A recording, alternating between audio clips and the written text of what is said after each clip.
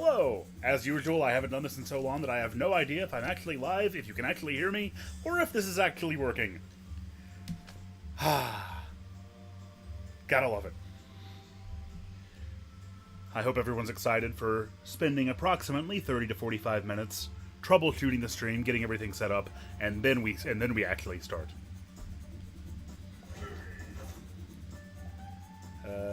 Genuinely, I don't know if if I'm actually gonna be able to see it or not. Oh, hello! Aha, Blake gets us first. So we are in Sonic Frontier. I don't know what Sonic Frontiers is. I'm here for Donkey Kong. Hello, Darkwing Spartan! I guess I should probably erase one of these. This one has the lowest percentage. Let's do that. Donkey Kong.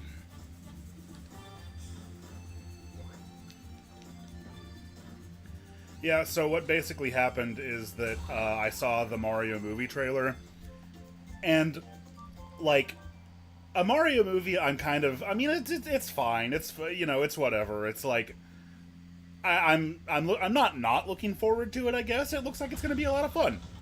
But then I saw there was so much Donkey Kong in that latest trailer, and that got me far, far, far more excited than than anything else I'd seen about it to that point, logically speaking. And yeah, ever since then I've just been jonesing for some Donkey Kong. And I've been working very, very tirelessly to get the next season out. That'll be coming out throughout December, by the way. I'm like 20 minutes into editing the last episode of it, and so that'll be coming out. Just in case you don't know about that, that will be Sonic related. For the people asking me what I think about Sonic Frontiers. The Sonic Rush episode is already out. That came out a few months ago. But it'll also include Rush Adventure, Secret Rings, and Black Knight. And you can actually see Secret Rings and Rush Adventure up on the Patreon right now for $5 and up backers. So check that out if you're so inclined. Oh, and before Darkwing Spartan is a member of the Patreon Discord server, the Inner Ring. So he's always reminding me that I need to plug that more. So yeah, check out the the Inner Ring Geek Critique Discord server too. And as the conversation would say, I think that's the due diligence out of the way. Let's play some Donkey Kong!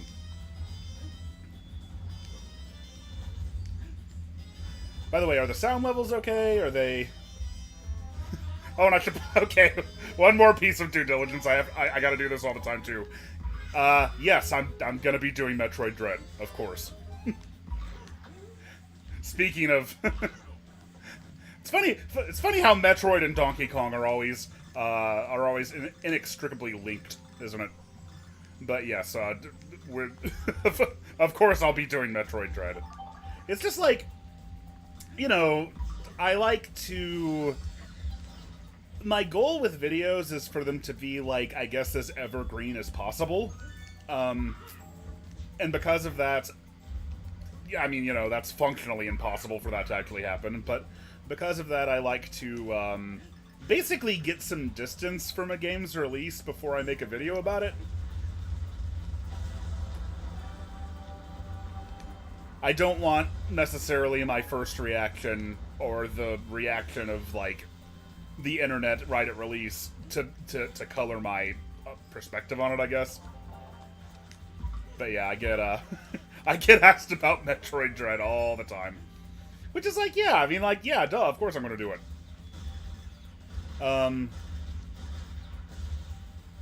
You know, I think there were, like, a little over 2 years... I think it took me a little over 2 years to get to Samus Returns.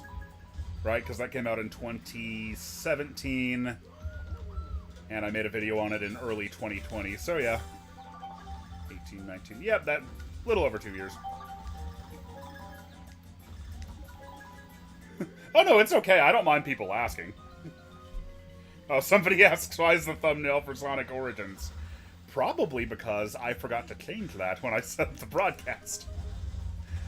I guess I should go fix that. I'll do that after this level. And until then, I need to find a way to... This game is like Sonic Origins in that it is also a 2D platformer. Nope, I can't do it. I don't know. I don't know how this relates to Sonic Origins exactly.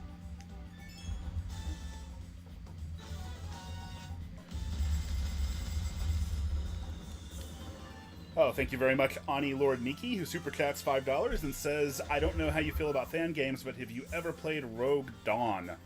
Not only have I never played it, I've never heard of it.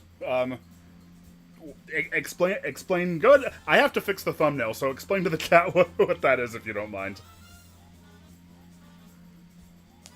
But thank you very much for the super chat.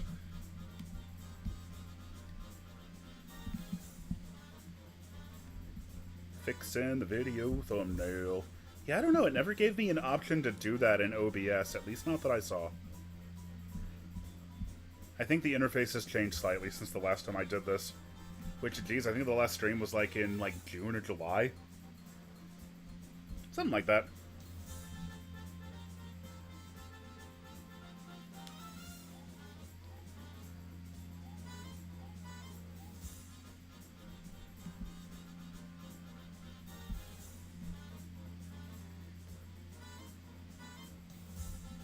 Let's see.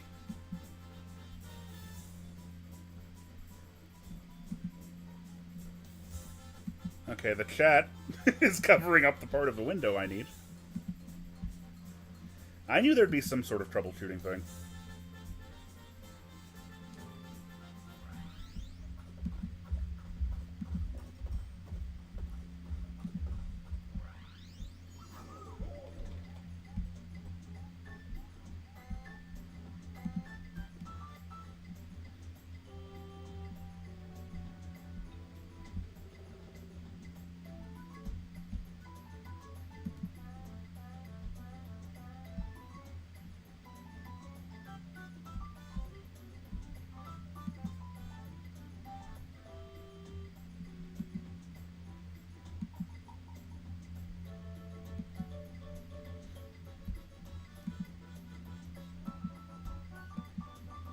Okay, I don't see a way to, I don't...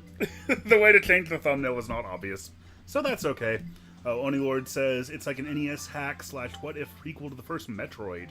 You play as like some sort of an alternate Samus. Haven't finished it yet, but it's pretty good. Atmospheric for 8-bit. Yeah, that sounds fun. Perhaps I will check it out sometime. Okay, so Sonic Origins is on the thumbnail. Yeah, I saw somebody say... they're both 2D platformers from the 90s. So, I mean, obviously. It has been a minute since I've streamed, yeah. It's been a minute since I played this game, too, for that matter. I find, like, as time goes on, it's kind of funny. Like... I definitely think that Tropical Freeze is, like, the superior game, right? And by the way, I see that super chat I'll get to in a second, Darth. Thank you. I definitely think Tropical Freeze is, in as much as anything can be quote-unquote objective, it is the better game. But, like, the thing about Tropical Freeze is a lot of its levels are they're not padded or anything. They don't feel like they take too long, but, like, they're so much more, like, stretched out, and there's so much more to them that, like, they're not as, I guess Tropical Freeze is a little bit more difficult for me to replay, because its individual levels take so much longer, and it's also just the more difficult game generally. So, like, it takes a little more, takes a little more out of you. Although I think both of the retro Donkey Kong games are kind of like that. I come back to them a lot less than I do the Super Nintendo trilogy. But I mean, I know part of that is also just familiarity. And Darth Super Chatted, thank you very much, man. Says, what's your opinion on the Mega Man series? I mean, I like Mega Man a lot. I really, really wish that... My number one wish is probably that we get, like, another Mega Man X game. Like, we get for Mega Man X, like, the equivalent of what Mega Man 11 was to the classic series. Because, like, I always liked, like, I always liked Mega Man, I always knew about Mega Man, but, like, X was, like, you know, that was my Mega Man, so to speak. So... But I get that classic is, like, the much more, I guess, recognizable one. That's the one that the largest group of people remember. Actually, one of the first times I can ever remember playing a video game, like, this is, like, seemingly in my memory, like, well before I even got my Genesis, it was what I would later realize was Mega Man 3. I think it was Gemini Man stage. Somebody can correct me on that. It's the one where you start out and you're on, like, the slippery ice blocks. And I played that over at a friend's house who was just he had a brother who was, like, quite a bit older than me. And they had an NES with just tons of games. They were all about the NES. And yeah, I remember playing that and playing that in Super Mario Brothers. And of course I was absolutely hopelessly terrible at both of them. That's some of my earliest console gaming memories.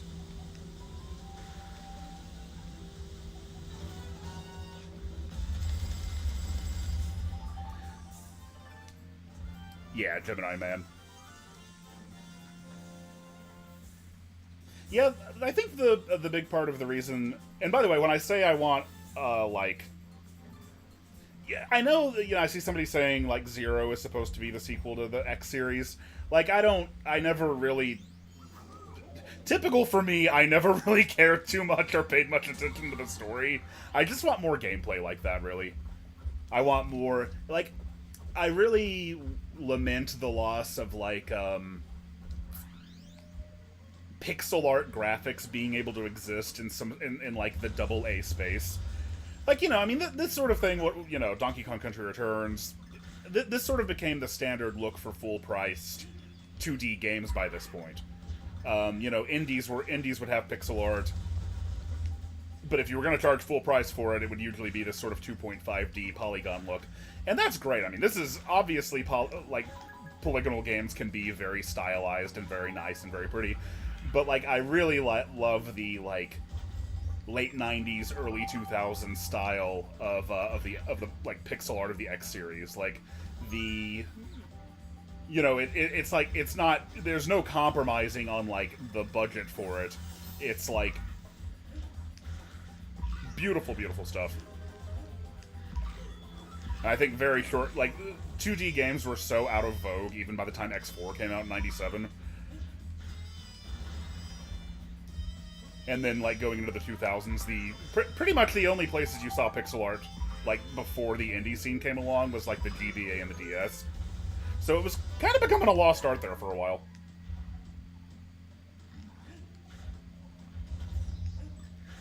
And yeah, pixel art games can be stupid expensive to produce. That is true.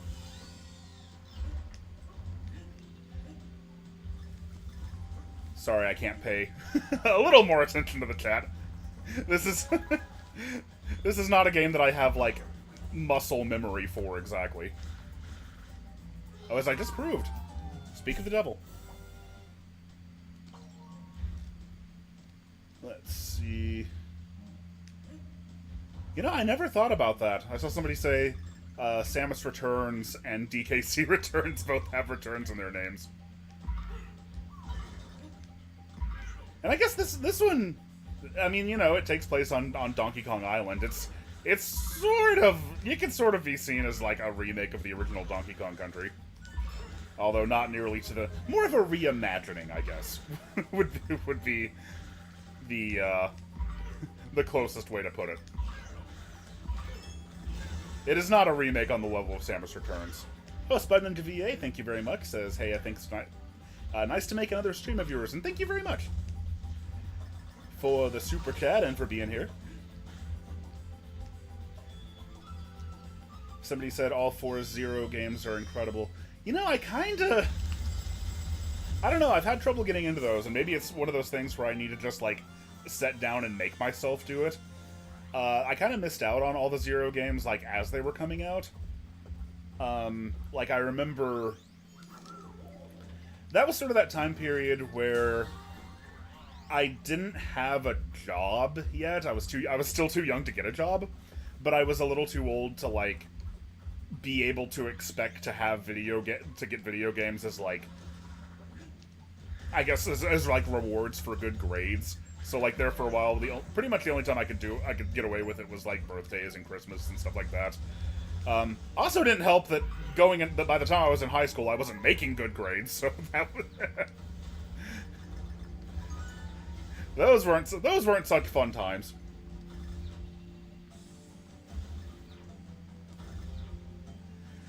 But yeah, so by that point, like, anytime I had come across any like form of money and had the opportunity to get a game, I'd usually spend it on like a GameCube game.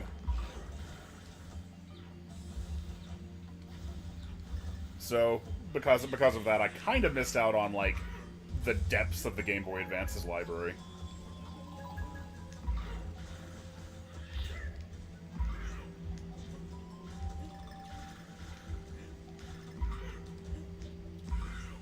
If you see me get a hit, it's not because I'm bad at the game, it's because I glanced at the chat.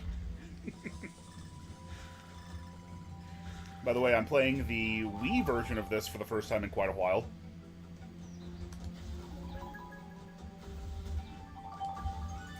And when I say that, what I mean is I'm playing it not on Dolphin, basically. With the Wii remote controls. This is kind of appropriate because I was just talking in the part of the Sonic and the Black Knight video that I was working on yesterday. I was going on about motion controls and like how much reception to them had changed just in the relatively short time between the release of Secret Rings and Black Knight. Aw, man, I thought I was gonna make that. Oh, thank you very much to Licky Zero, I think? Sorry if I mispronounce any of your names. But I always appreciate the super chat. They say, I can imagine AAA would get backlash from the public saying they're catering to the retro crowd or using outdated graphics. I mean, it's like, I don't think you can... I don't know, I mean, it's like, even Metroid Dread, even with the way that game looked, that you still got that undercurrent of people, and I want to say it was probably actually not that many people, but, you know...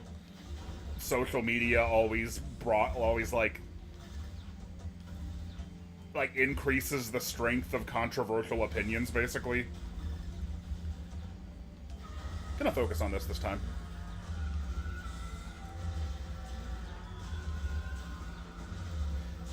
But yeah, even Metroid Dread got some degree of backlash for being like a full price game that was 2D. So yeah, I've got to imagine like a pixel art game, like an entirely pixel art game, no matter how beautiful it looked, would get some amount of that. Oh man. Oh, thank you to Dane Hartog, who says, your videos are like comfort food, Josh. Thanks for all the great content over the years. Well, thank you very much for watching it. I appreciate that. That's true, Octopath Traveler was pixel art. Was that full price? I can't remember.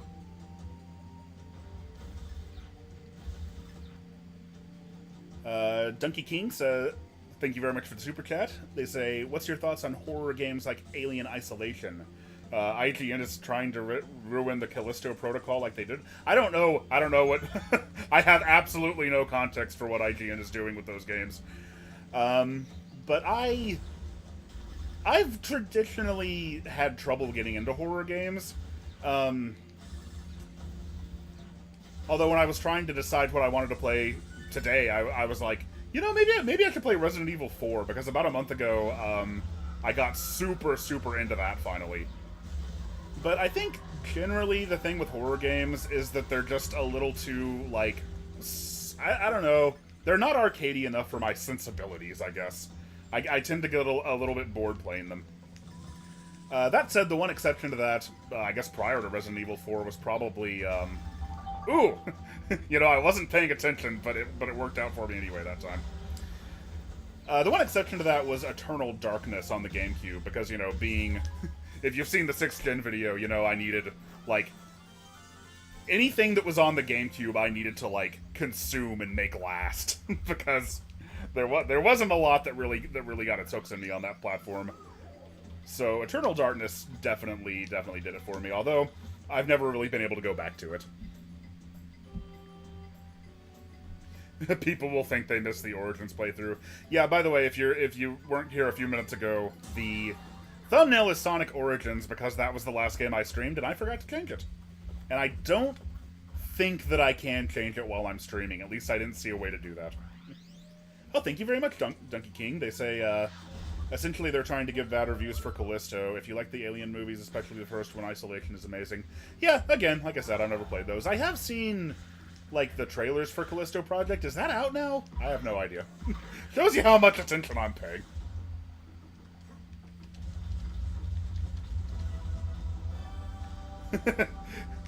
Oh geez, Eternal Darkness? You mean the only M-rated game on the GameCube? Yeah, that sure was the perception at the time.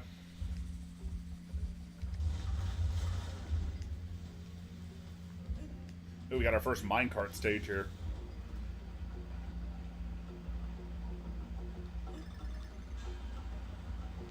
Oh, these are so freaking cool. And then Tropical Freeze did them even better. But yeah, geez, I'm so hyped about, like, not only, like, the potential of the... Not only what we've seen so far, of, like, this sort of Donkey Kong revival, because, man, him having that much presence in the movie cannot be taken as anything other than, like, a great sign for Donkey Kong. But also just, like, all the potential that surrounds it, because, of course, he's getting that, like, expansion in Super Nintendo World. And also, I see I'm getting lots of Super Chats in, so I'm going to start working through those.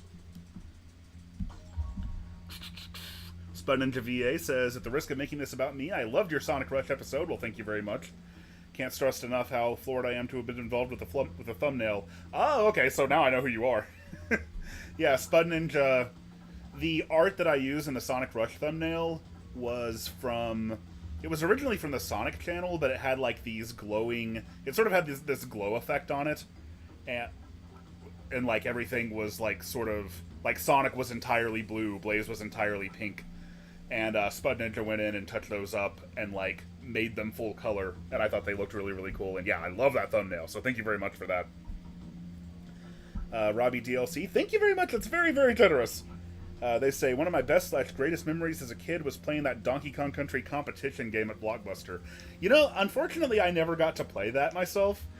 By the time I really... Like, I remember renting Donkey Kong Country when it first... Like, shortly after it came out. But, like, I was so young and I had so little experience and context for, like, video games that I didn't really get into it. But then Donkey Kong Country 2 came out a year later, and then I freaking loved it. And then that's when it really clicked for me. But yeah, the competition cartridge is fun to play. Played the ROM of it. Eric Ruane says, yo, what's good? You should do these more often. Turning the big 2-0 on Monday, so this is a nice present. Well, happy birthday, Eric Ruane. I'm probably mispronouncing that. So I'll just say happy birthday, Eric. And thank you very much for the super chat.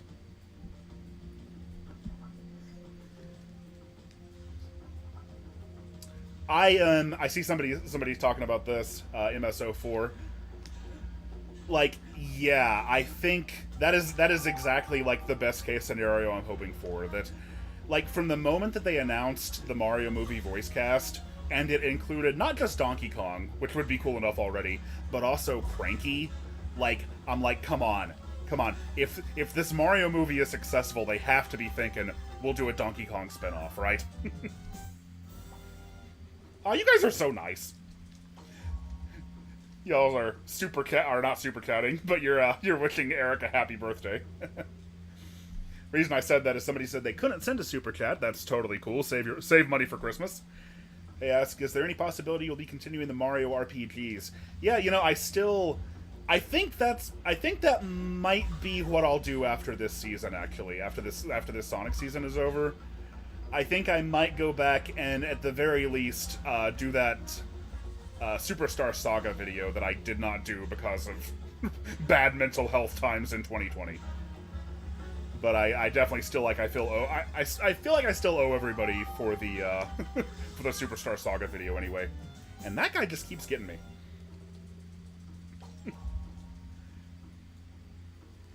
Somebody said, boy howdy, I remember playing DK Country Returns as a kid. I think the final world scarred my young mind with its relentless difficulty. Yeah, dude, I can I can relate, not via Returns, but via Donkey Kong Country 2.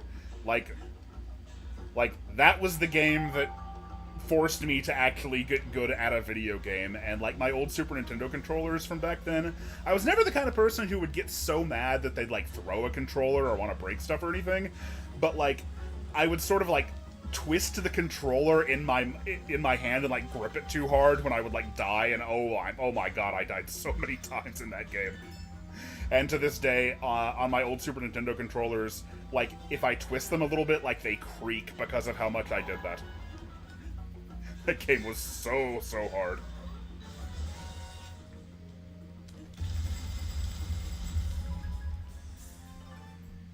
Yeah, a lot of stories of playing these games as kids and like never getting too far in them. Yeah, that's honestly like DKC Returns and Tropical Freeze, I think, are probably more challenging than the Super Nintendo games.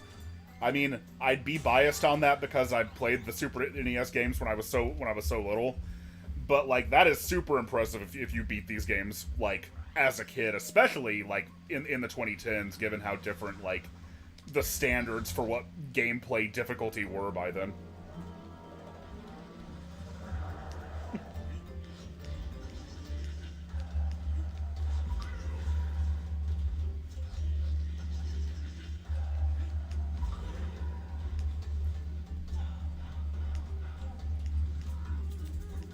I don't think I'm ever going to quite get used to people talking about having nostalgia for this game.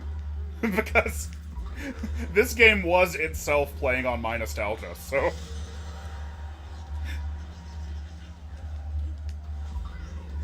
Like, it felt like it had been just such a long time since the last real Donkey Kong Country game, and I mean, it had been.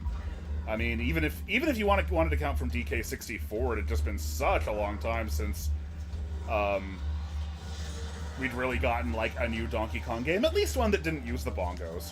I think I think Jungle Beat is better than it was considered to be back then, but just having a proper DKC game again was so nice. And you know, at this point, like, it's been 7, 8, 9, 10. In another 2 years, it will have been as long from DKC Returns till then as it was from DKC 3 to this. So, geez. Let's see. Donkey King, thank you so much, man. You know, you don't gotta super chat so much, but I do appreciate it. I always feel bad when like one person keeps doing it, but I really appreciate it. They say, would you ever do a review of a FromSoft game? I'd love to hear your thoughts on something like Dark Souls 1, which is a masterpiece. The only FromSoft game that my wife, by the way, absolutely loves them. She plays every single one and is like really into them. The only one that I've really gotten into so far was Bloodborne. Definitely want to play them more, but I don't know, like, it's one of those games where it's like, when I'm playing one of them, and I didn't really get into Elden Ring either, which didn't particularly surprise me. I know people were really hyped about that, but it's like, I'm kinda burnt out on the whole open world thing, you know? But, God, especially after this past month I am, but anyway. Somebody said, didn't you say you like Sekiro? Yeah, I played Sekiro a bit, but like that's the thing. I always get like a couple of hours into them and then kind of fall off. But you know, that's never say never. That was sort of the case with Metroid for the longest time. Is that I'd pick it up and couldn't really stick with it. So maybe it's just another one of those games that I need to like make myself stick with a little bit until it clicks. You know. Ever thought of doing a main series Mario retrospective? I mean, it's like, Mario is so... I almost feel like I'm the wrong person to do it, you know? Because Mario, to me, was like I believe I've recognized this, I've recommended this video before, but if you want a great video about Super Mario Brothers, check out Jeremy Parish's NES Work series. He has an episode on it that really, like, opened my eyes to what made Super Mario Brothers 1 so special. Because, like, I always knew it was special, you know? I always knew, like, the textbook definition of a classic video game, that's it. But, like, he really does a lot to, like, contextualize it, like, against what other games were like at the time, and, like, what made it so special.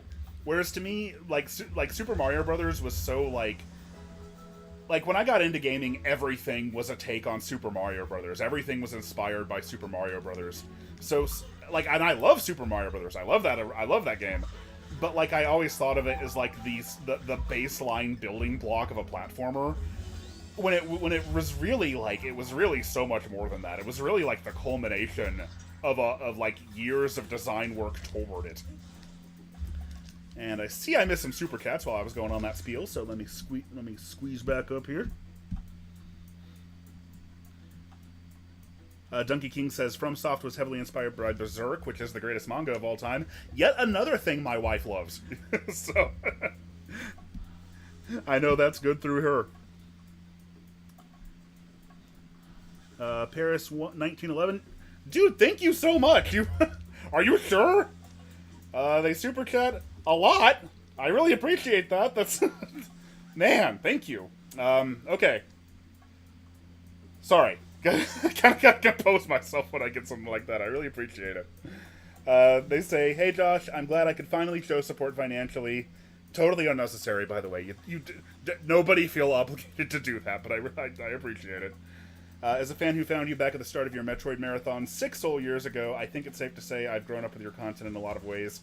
Keep strong, TGC forever. Thank you so much, man. Dang. That really means a lot. Okay. Epsilon the Dragon says, had no idea you live stream. Glad to have caught this one.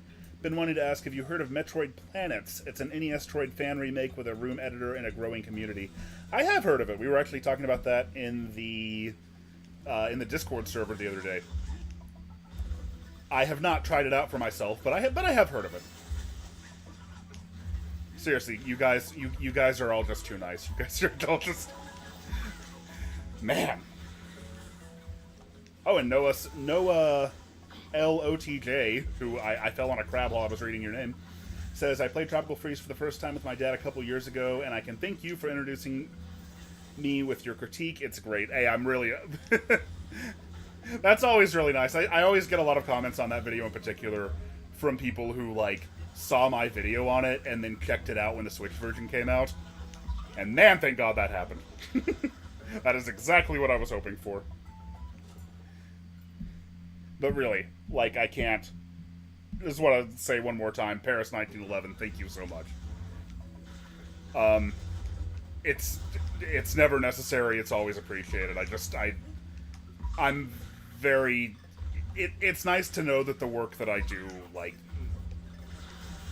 you know, means that much to you guys, I guess. I mean, it sounds cheesy, but yeah, that's the long and short of it, and I never know quite how to react to that sort of thing, but thank you.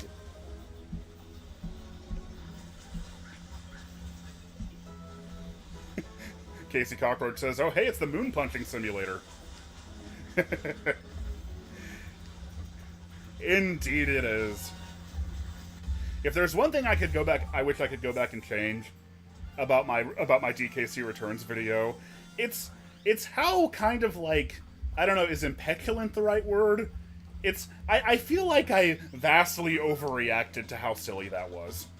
And I would not do that now.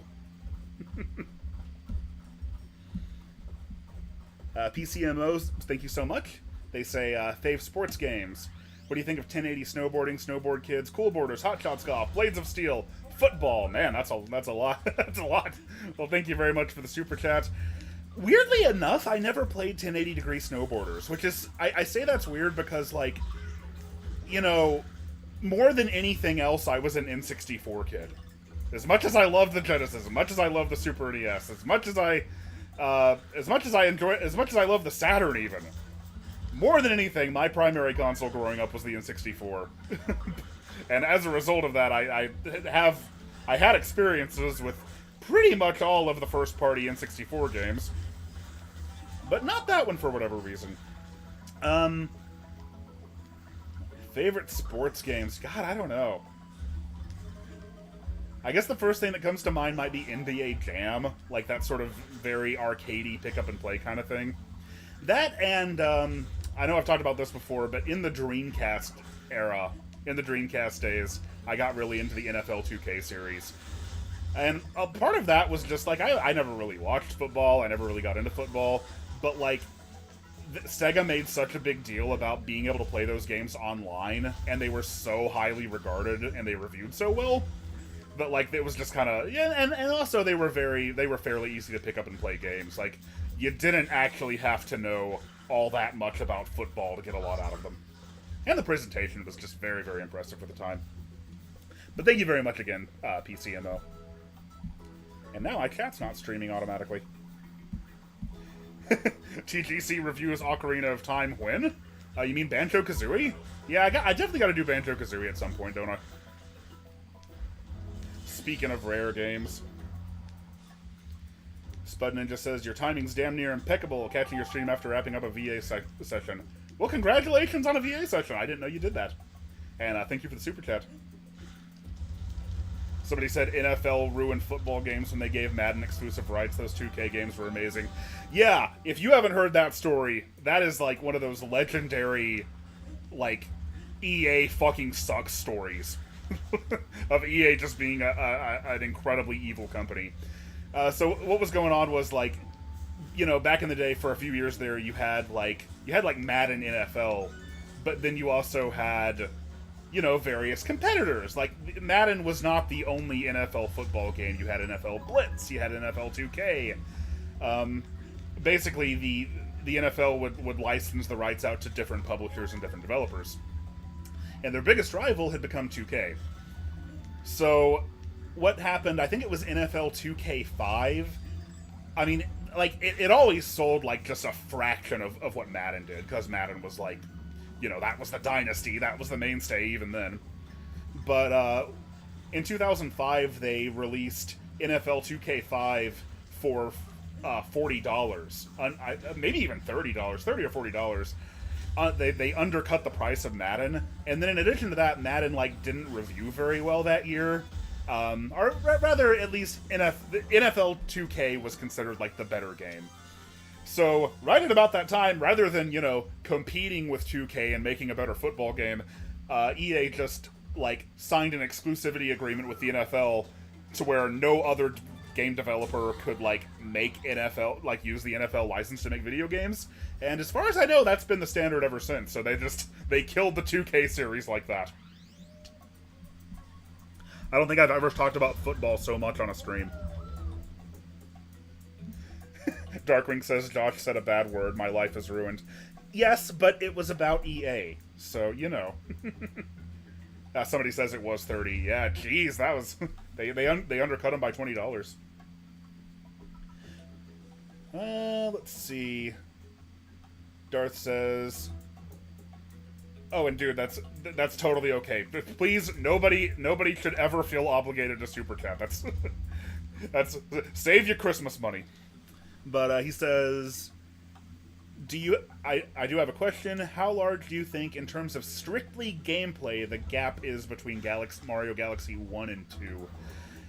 It's a little hard. Like, I feel like I'm not really equipped to answer that question at this point. Reason being just that I haven't replayed the Galaxy games anywhere near to completion in such a long time. I played both of them just absolutely obsessively when they were new. I beat each one in, like, a matter of days, I'm pretty sure. Like, for a long time, what I would always say is that, like, I liked Galaxy 2 a lot better, but I just sort of remember enjoying it more, but I don't really know why, and I don't really know... I feel like I shouldn't judge... Basically, I guess I've learned over time that I shouldn't always judge my opinions on a game based on memories that I made of it so long ago. See also Donkey Kong Country 3. Main thing I remember about preferring about Galaxy 2 above all else, though, was just the map screen. I found it really difficult to, like... The Comet Observatory made it very difficult for me to, like, find specific levels to play and or replay. it, like, you know, you would just go into this little room, you'd point your Wii remote at the screen, and then you'd, like, select from, like... Okay, obviously I'm paying too much attention to this, and I need to, but... And I don't quite remember how it worked, but yeah, I preferred the map screen to the Comet Observatory. Plus, Galaxy 2 had Yoshi.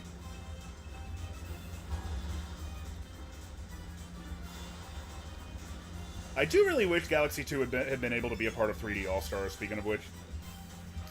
I'm really, really surprised we haven't seen Nintendo do anything else with that, like, tech. Like, when 3D All-Stars came out, I figured, well, maybe this will be, like, a precursor to how we're gonna do, you know, more GameCube and Wii ports. Because, like, I don't think we're ever gonna get, like, an NSO-style system for the GameCube or the Wii, just because those games are so large, like, you know, disc-based games, like, wouldn't really work in that applet format. But I'm really surprised just we haven't seen anything else since then. Ah, missed it.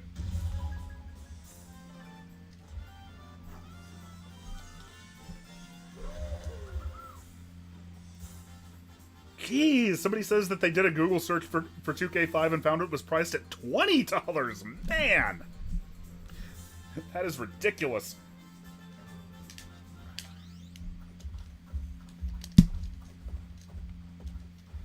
Bandicoot Sauce says, am I the only one who prefers returns over Tropical Freeze?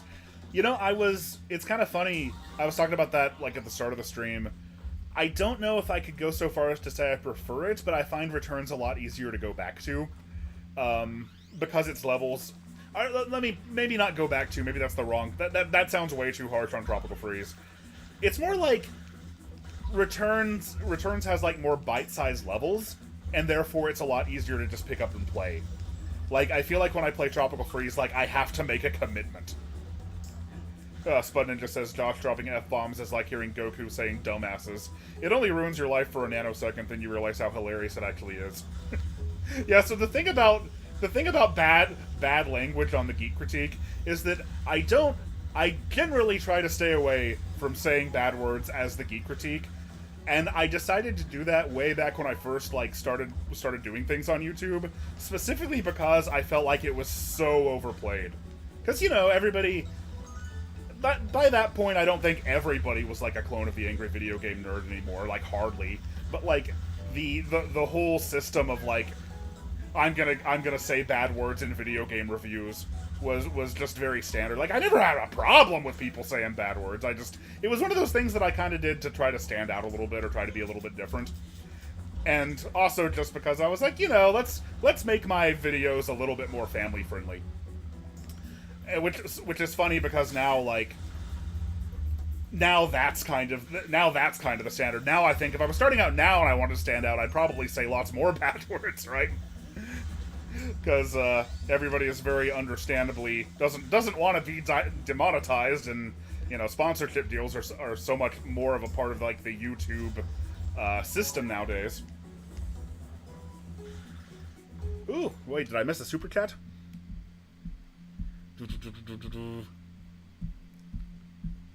Scrolling back. Oh no, I must have missed your super chat. That is from Donkey King. Thank you very much. Yeah, no, and I feel bad that you super catted twice. I need to scroll back up and see it. Oh no, the last one I see from you was the one about FromSoft was heavily inspired by Berserk. Unless I missed another one when I was scrolling up. Let me see.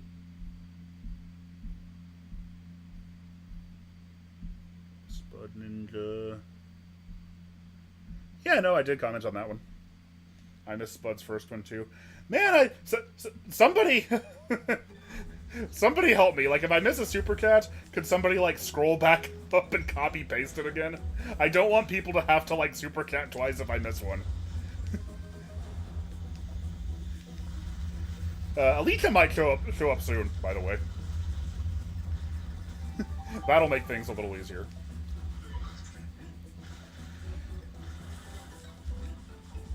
Yeah, it's kind of become more in vogue, like, even Even if you are gonna swear in like a video in a game review, like you censor it now. And not that I don't do it, but like the other thing was like people. I felt like it was so overplayed that like the impact of those words. By the way, I'm getting fucking destroyed by those bombs back there. I feel like the impact of those words was kind of being lost. So, like, I wanted to save them for when they were really, really warranted. And I think that worked out well for me in the long run.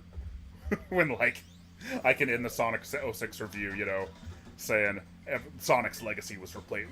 All that was left was bullshit. And, like, that... I just had... When I came up with that, I remember I was, like, in the car, driving home, like, brainstorming things that I wanted to talk about. And I was like, oh, that's good. Oh, Donkey King said, people give money to things... Oh, that got scrolled off. Oh no, you did it again! Donkey King, stop it! I appreciate it so much! But you don't have to do that! Said, people give money to things that do well. Don't be shocked when you're flooded with super chats. You deserve them, King. Hey, I really appreciate it. Then says, have you ever heard of Metal Slug? The old ones especially. Metal Slug 3 would be right up your alley. Kind of funny that I'm playing the Wii here, because the Wii was the first place I ever played Metal Slug. They had that Metal Slug... I think it was called Metal Slug Anthology. And yeah, it's really, really, really good stuff. People are acting shocked that I cussed. Is Kitty Kong a swear word? No, why would it be? I don't recognize... Kitty Kong? Is that one of the new Kongs that debuted for the movie? I don't know. I don't understand what you're talking about.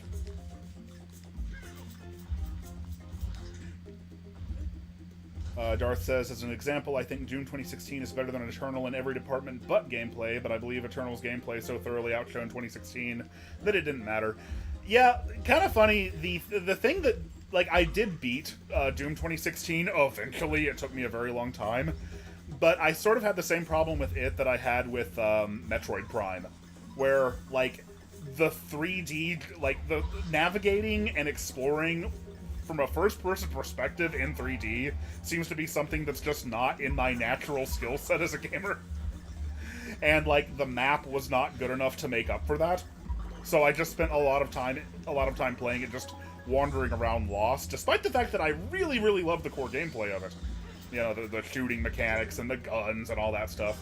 So, because of that, I've enjoyed my time with Eternal, which I also haven't beaten yet, but I'll get there. But when I do get into it, I enjoy Eternal a lot more. But just because, like, it's so much easier. The map is so much better, and it's I understand where to go. Donkey King says, listening to you while I draw for the manga I'm writing, it's pretty fun to catch Giga Chad live streams. I think you're seriously the first person who has ever even facetiously described me that way, so thank you very much. That is a compliment that I will remember. EvilMag123, thank you. I hope you're doing okay too. Julia Goodwin says, what's your opinion on Star Fox 2 getting canceled in favor of Star Fox 64? I think it's understandable at the time that if Nintendo's marketing, you know, if the idea is the N64 is supposed to be this revolution in 3D graphics, I understand why they thought, despite the fact that Star Fox 2 was complete, why they were like, well, maybe this might take away the thunder. Maybe we don't want to do this. Maybe maybe we want to hold off until 2017. I think it's less bad now because of that, particularly that after all those years, Star Fox 2 actually did get released. And also, I just find it absolutely hilarious that, like, you go on the Super Nintendo app on Switch Online and organize the games by year, and, like, the last one was released in, like, 97, and then 20 years later, a new Super Nintendo game got officially released. That's nice. TGC is Chad McCanna confirmed. I'm not Chad McCanna. I just want to make that clear. If you want to call the conversation... I'm not going to finish that because that's not the number anymore. Same thing with the Genesis Mini 2, by the way. Like, technically those are brand new official Sega Genesis releases.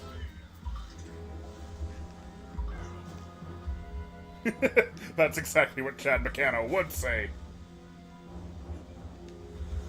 You guys keep talking about Kiddy Kong. I don't... Is that... Do I need to, like, read more into the lore of the Mario movie? Is that, like, a rumored character? I don't understand.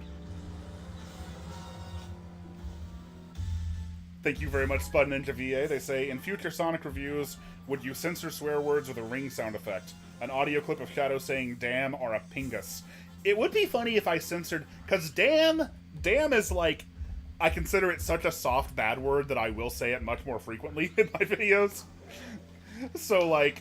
It would be awfully funny to censor myself saying damn with Shadow saying damn. Pretty sure Kiddy Kong is just a horrible OC. Okay, yeah, that makes sense. He's great ape war propaganda.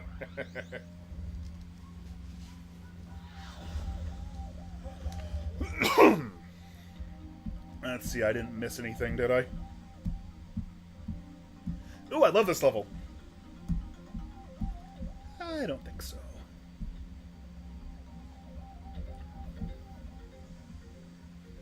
Julia Goodwin says, did you see the new Mario movie trailer? I just hope it's good. Yeah, the Mario movie trailer was actually what inspired me to want to play this.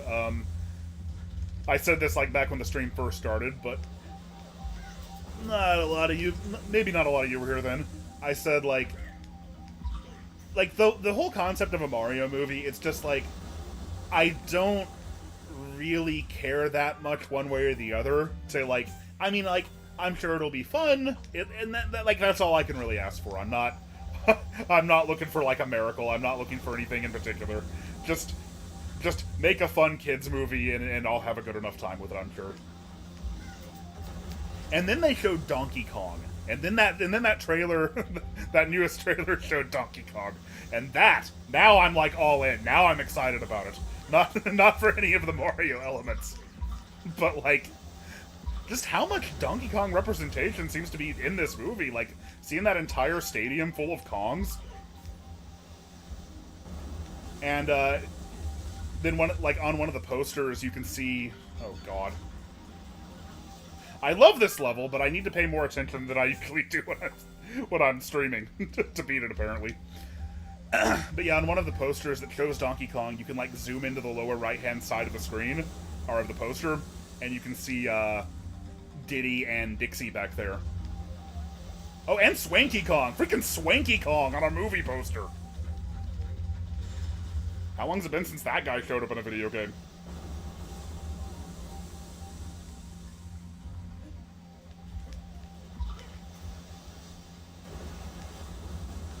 Oh yeah, Peach, the way that Peach was acting reminded me a lot of the old Super Mario Adventures manga, which, though I did not know the term at the time, that was the first manga I ever read. But yeah, Peach in that if you haven't read that, check it out. It was published in Nintendo Power in like 92, I want to say. So like that was before my time. So but I think I found like a compilation of it at the library or something years later, and it's a really, really great story with some fantastic art. But yeah, Peach is similarly pretty proactive and like, and you know, I think that makes sense. She's like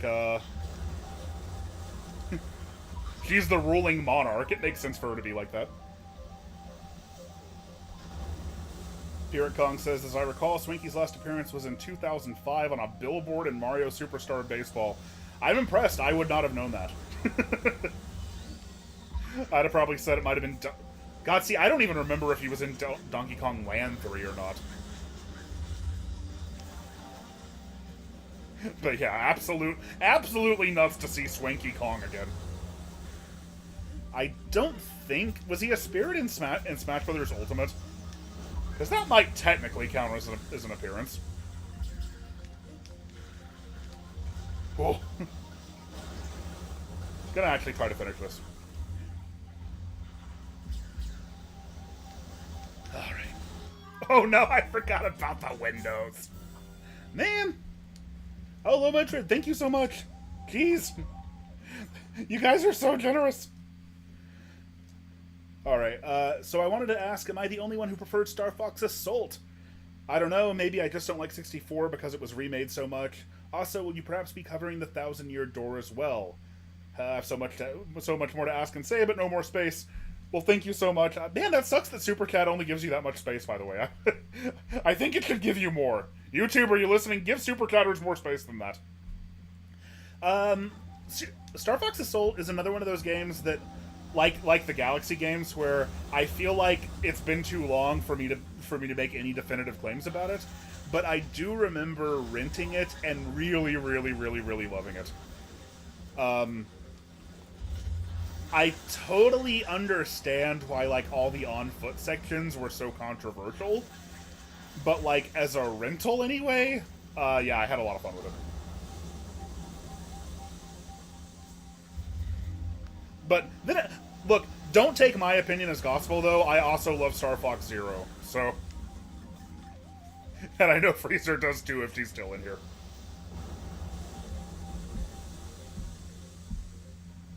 Swinky was a spirit. Yeah, that makes sense. I thought so.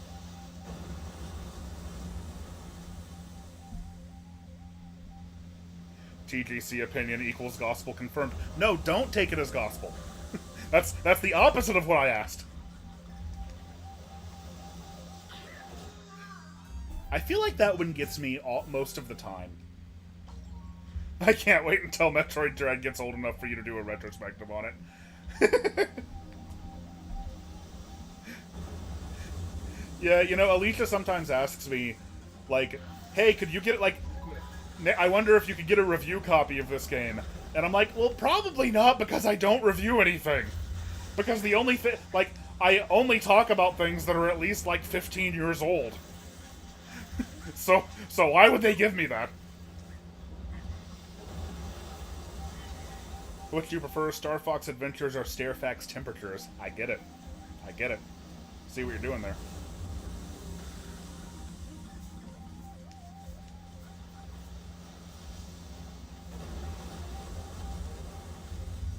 Possibly stupid question, but what's the music he sang the I Rented the New Metroid song to the tune of? Oh, that was Bridge Zone. Yeah, the music, that specific arrangement anyway, was composed by Kovar. And he got me again. But yeah, the part where I go, think, I rented the new Metroid, played it for a while. Yeah, Kovar was actually the one who suggested that I do a little tune to that. Because, like, I knew Other M was going to be the last Metroid video for quite a while. I mean, at that time it was the last mainline Metroid game, so... And I had said so many times in, like, the intro of every Metroid video I did that I rented it, or I played it a little, and I didn't really get into it. Ooh, that's what I need to do. Okay, gotta remember the windows this time. Don't stand in front of the windows.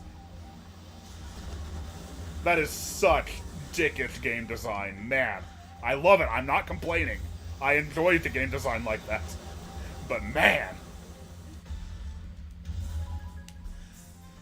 Oh, happy days are here again. Hi OSW review.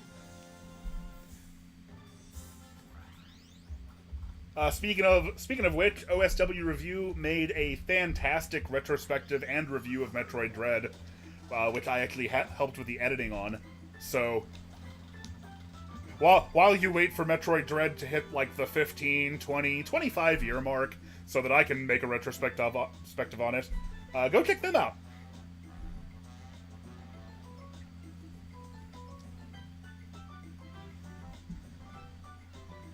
Bandicoot Sauce says, Geek, what's your favorite vocal song from Sonic Frontiers? Mine's Undefeatable. Yeah, Undefeatable's great, but mine is actually the... Oh no, what's it? Breaking Through It All, I think is what it's called. It's the song that plays for the second Titan.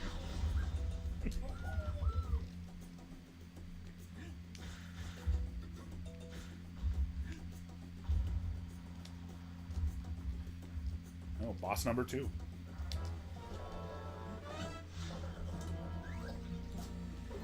RoboZombie says, if they took another crack at a 3D Donkey Kong, how do you think it should be approached? Like I said, I'm so burnt out on open world games. But at the same time, I can't deny that the Donkey Kong series could be a really good fit for that, so it's kind of frustrating. But really, I wouldn't mind. I wouldn't mind at all them doing another thing, like, oh crap. I, I wouldn't mind them doing something like sort of in the vein of DK64, despite the fact that I do not enjoy playing DK64 these days. I think that a lot of that comes down to, you know, the just how the development and the production of it went, as well as like the time it was released and how marketable a 3D platformer was seen for being able to promote, you know, 18 playable characters or whatever. I think something a little more focused, but still with, like, you know, worlds and levels, something like that could be a lot of fun.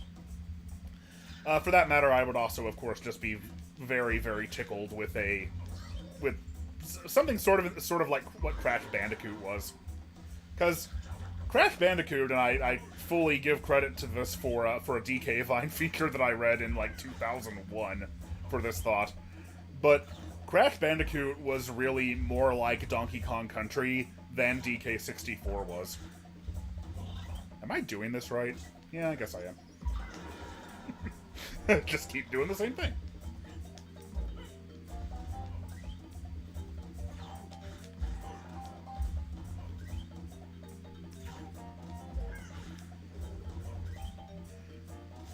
Still, though, full 3D open world Donkey Kong Island.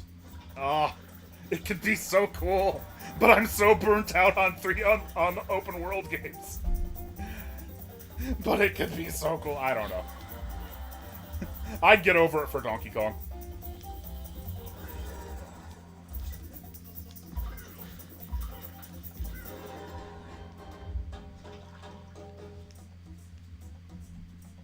Scroll down the chat here. Oh no, I did forget to answer about Thousand Year Door. Sorry about that. And thank you for the super chat again. Sorry you had to do it twice. Thousand Year Door, obviously, after, you know, what I got out of Paper Mario and how much I enjoyed it, that is definitely on my list. I will definitely do Superstar Saga first, though, since that was part of the original plan of the season.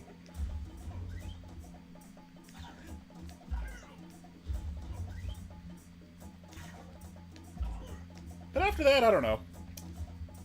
It'd be fun to do Super Paper Mario, because I saw somebody say something about this earlier, but that's one of those cases where, man,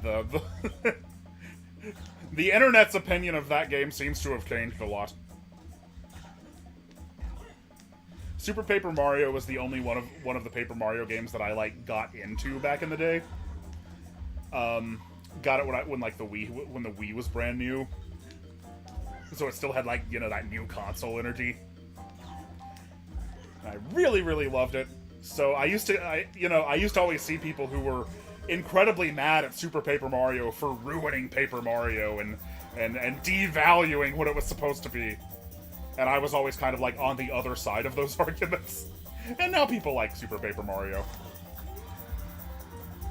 There's this great video that I believe Darkwing Spartan, if he's still in here, always links to, which I think it's called something like "Everything Will Be Liked Eventually," and boy, that is definitely true in my experience. Anything the internet hates it'll eventually come around on.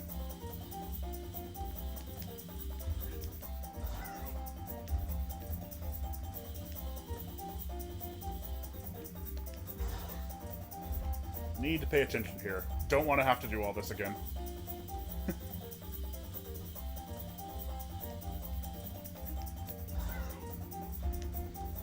I see you, Spud Ninja. I'll go back after this.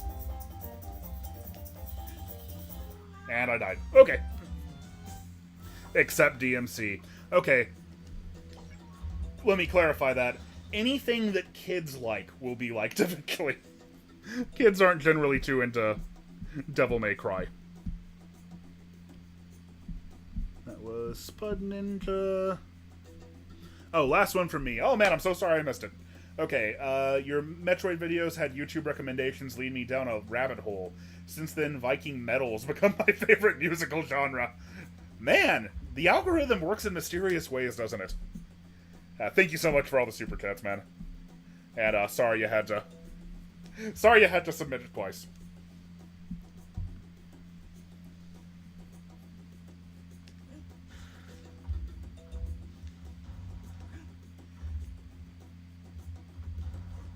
lot of opinions on Origami King. Yeah, that's what it's called. Thank you, Darkwing. It's called Everything is Appreciated Eventually, Just Be Patient, by a dude named Fither. Yeah, that was a very good video. It wasn't, like, the subject matter wasn't anything that I particularly knew about, but, like, it was so relatable that I was like, yes, I've seen this happen over and over again.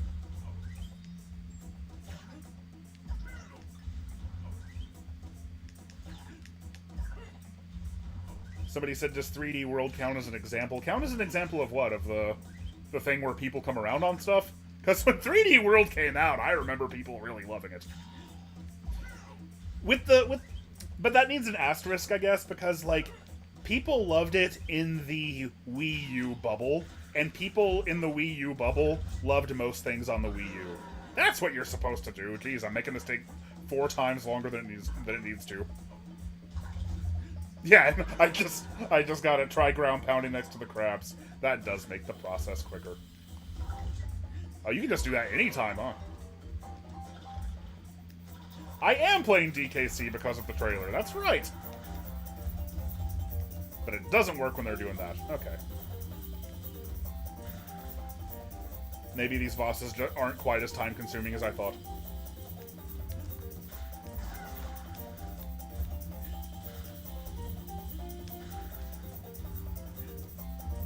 The Wii U bubble, yeah.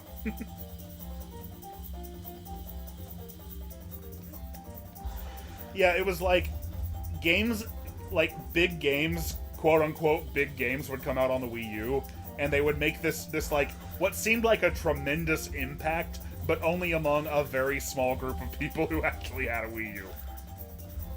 Outside of that, it was like they did not exist. Oh, I see what I'm supposed to do. Yeah.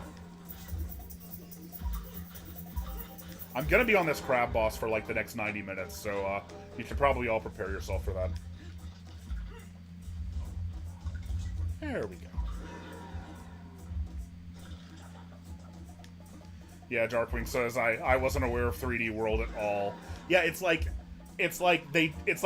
games on the Wii U did not exist outside of that bubble.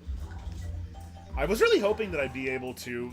This'll be another thing to look for in 2023. Oh yeah. I was really hoping to make like a Wii U retrospective, like for its 10th birthday this year. But I knew I was going to be too booked getting the Sonic season done. Wait, the Wii U had games? Dude, I loved the Wii U! It did have games.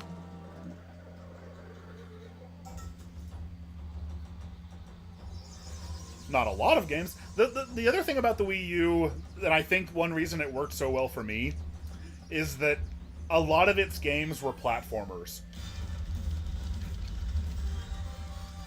Like, a new Wii U game would get announced, like a Nintendo Direct would happen, and like, you'd have a lot of people on the internet saying, another fucking platformer? And I'd be there, and I'd be over there going, yeah, another fucking platformer! Stuff like that. Somebody says I miss how insular the Nintendo community was in the Wii U era. Oh, they really were, yeah.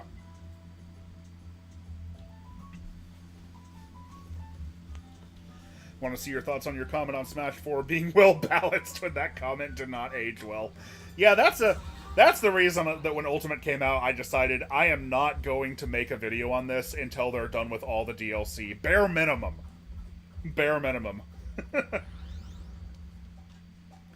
And, so I guess that could happen at any time too now. But yeah, Smash 4, when I made that video, I think I was correct. It was much more balanced and was much more intentionally balanced than Brawl had been. And then Bayonetta happened. I saw OSW ask what I thought of the Mario trailer. Yeah, like I said, the Mario trailer is the whole reason that I was like, oh god, I need to play some freaking Donkey Kong. Which says a lot about where my priorities lie when it comes to that sort of thing. I think the Mario trailer looks like a lot of fun. I mean, I don't think it's gonna, like, knock my socks off or anything, but I think it's gonna be a fun movie.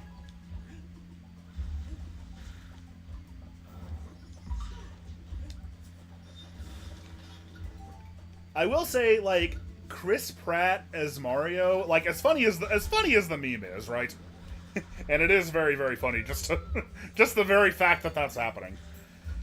Like, his performance, at least what we've heard so far, kind of reminds me of, like, I guess, sort of the same problem I have with some of the performances, particularly from Sonic and Eggman in Frontiers, in that I feel like, you know, this is supposed to be sort of a whimsical, fun, good time, but they're playing it so, like, understated that, like, it doesn't quite feel right to me, but, you know, maybe watching it I'll get used to it. Spud Ninja says, I just realized the crabs were colored like Team Sonic, and I thought, oh crap. You know, I think on a subconscious level, I was noticing that too. Good observation, though. And thank you, Spud.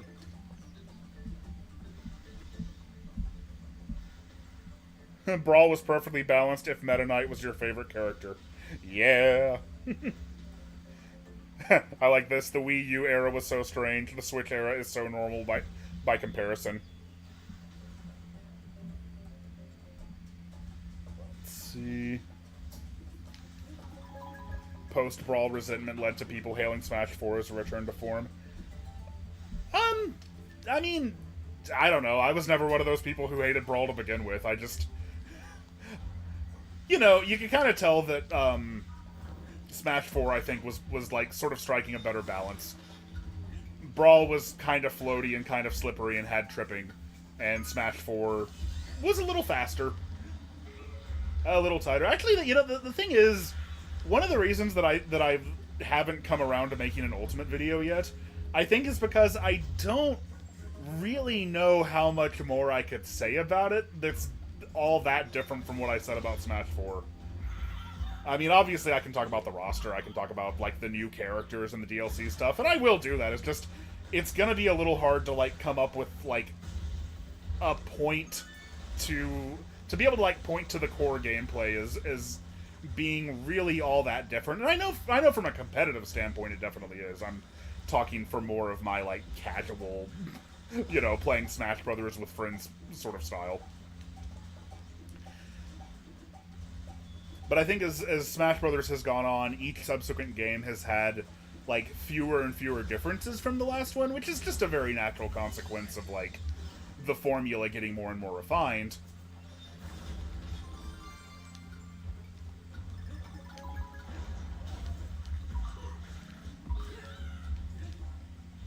I remember one of my friends played Smash 4 for the first time, back when it came out, and, like, was immediately disgusted because all of Mario's moves were the same as they had been in Brawl. And I'm like, what do you mean? What did you expect?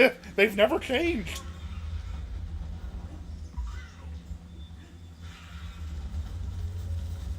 Bye, I'm Kinda Dumb. Oh, that sounded insulting. Their name really is I'm Kinda Dumb.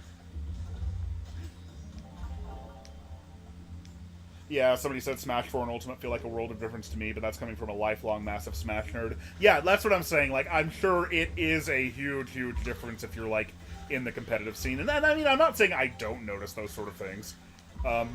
Maybe I just like Smash 4 so much because it was the game in which Sonic was ranked the highest on the tier list. I know they nerfed him quite a bit for Ultimate. And not that the competitive scene cares about this stuff at all. But they definitely nerfed his final smash for Ultimate. Man, it's funny because in Brawl, Sonic had one of the best, most honestly overpowered final smashes in the whole game. It was ridiculous. It was, if you could control that thing, it was so unfair. In Smash 4, I feel like he was right where he needed to be. Like, it was nerfed. It wasn't, you weren't going to kill everybody on the screen guaranteed from 0%. But, like, it was still very useful. And in Smash Ultimate, it's just junk. It is the worst final smash in the whole game, I think.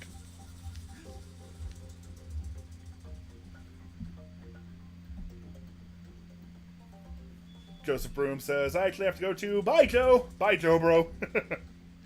Got some work to do for school. And you enjoy the rest of the night, too.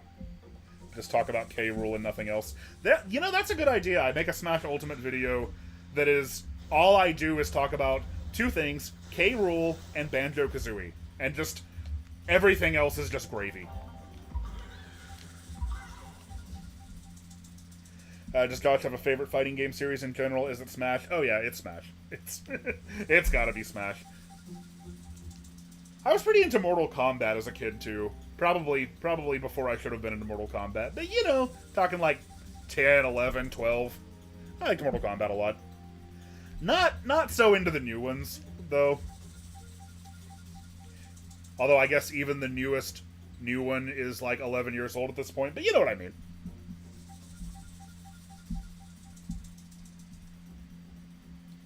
King Raikou. Oh, thank you so much, King Raikou. It's been a while. They say, oh no, I need to focus on barrels. I really hope the recent Sonic Frontiers DLC news isn't pulling our legs about that whole playable characters and a new story update. I mean, I don't I don't see how they possibly would be. I'm sure they mean what they say it means. Also, the Mario Brothers in the movie are officially both butt monkeys. I forget what that term means. Somebody help me with that.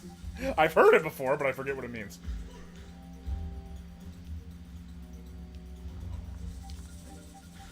Spud says, I respect your worship of the clicky stick, but I personally find it insulting that Sonic Pocket Adventure lacks a secret Geese Howard final boss. Well said. You know, there are even the most perfect games could actually be just a little bit better, couldn't they? Okay, butt monkey is basically Squidward. Okay, now I get it.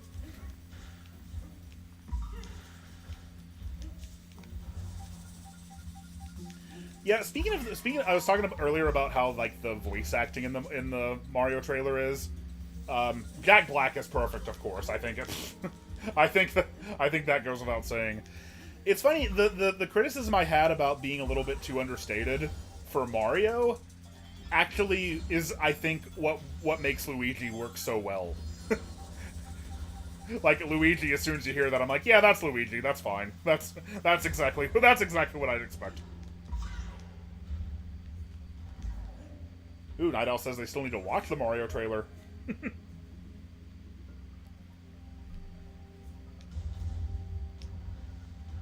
Somebody asked, what does a Texas tornado mean?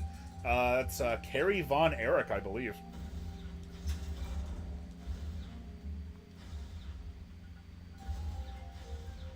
If OSW is still here, I hope they appreciated that, because nobody else is going to get it.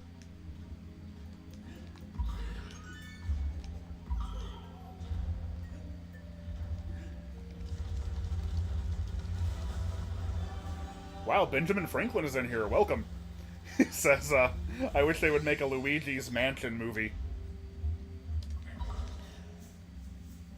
Am I wrong about that? The Texas Tornado was Carrie, right? I get the Von Erichs a little mixed up. Texas's Roy D. Magoo winner, 12 years running. Yeah. I'm glad somebody appreciates the wrestling jokes. Anyway, what I wanted to say is that Benjamin Franklin says, I wish they'd make a Luigi's Mansion movie. You know, the thing is, I really think, as is the goal with all movie studios and franchises these days, the goal is clearly to make, like, a Nintendo Cinematic Universe, right? Like, I think that is... I genuinely believe that's why the Kongs are getting so much representation in the Mario movie. Like, it's not just me hoping this, I genuinely think this is the reason they're doing it, is to try and set up, like, a spin-off sequel with the Kongs. And that being the case, I mean, I could totally see Luigi getting his own movie that is sort of exactly that. That would be really cool. I don't know why I did that.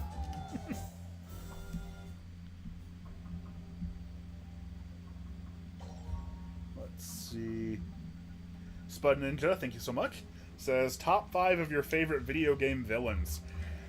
In no particular order, because I'm just running this up off the cuff and I'm almost guaranteed to miss somebody. We'll say... I want to give you at least my top. Who is my favorite video game villain overall? let's see, like the boss from MGS3 comes to mind. K. Rool comes to mind. Eggman comes to mind, of course.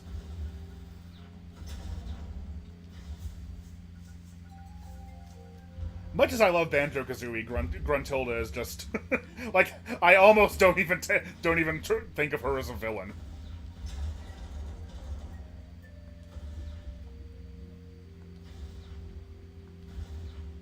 I'm not gonna screw up on this time. Watch this.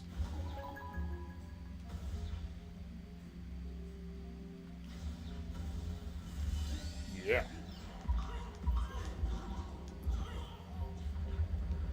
I remember back before I did stuff like this, I would always watch, like, you know, Let's Plays or streams or things like that, and just be, like, flabbergasted that they were playing the game so badly. But if you try doing this, you kind of get it. It's actually more difficult than you'd think it would be to keep a train of thought going, while also paying attention to a video game.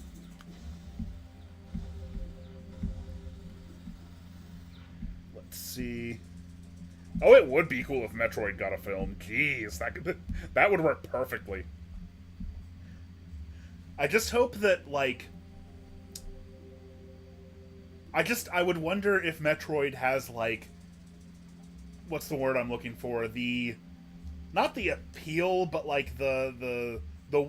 I wonder if it has, like, a wide enough public knowledge to, like, be able to get a movie. Because I feel like if you do a Metroid movie, it's not really going to, like, appeal to the same family-friendly audience as, like, the Mario movie.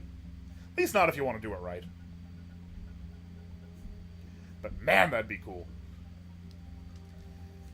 Oh, Sierra, thank you so much. They say, your Mario RPG vid was a gift that influenced me to replay since childhood, and both really helped me through a rough time mentally I went through, thanks. Oh, man, that means a lot to me, too, because, like, you know, the Mario RPG season was, like, even before COVID, I was, you know, that was... Oh, I'm over here. Even before COVID, like, I knew that was the plan for 2020, was to do that Mario RPG season. And, you know, once COVID hit, like, that just became so... I mean, you know, it's the season that I didn't finish. It's the season I got 2 episodes into and just had to stop because, like, I was just in such a bad place mentally. So, the fact that, you know, the work that I did in that time meant that much to you, that means a lot, and thank you.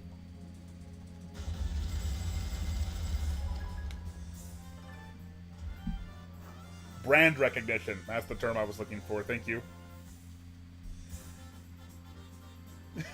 Somebody says, who would be good as Samus?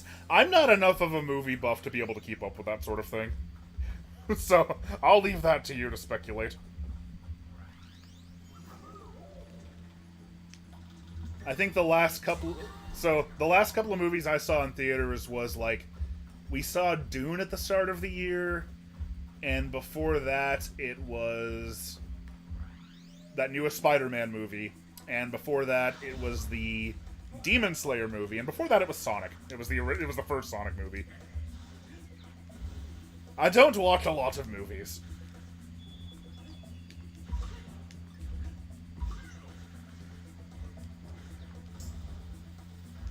We did watch the first Doctor Strange the other week, though. That was a good time. I had never seen that one before. You always hear people talk about how burnt out they are on, like, the Marvel Cinematic Universe, and I get it. My God, there are so many of those. But, like, the solution that has worked for me is just don't watch all of them. Just...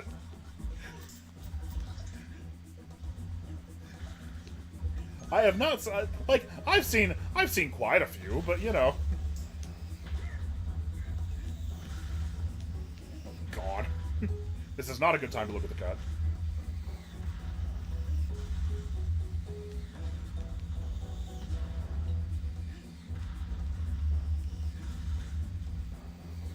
Okay, obviously this is not the way. That's it. For some reason I remembered, like, you just have to wait until a cannonball hits those boxes, but no, that's not it. That's it. That would work there.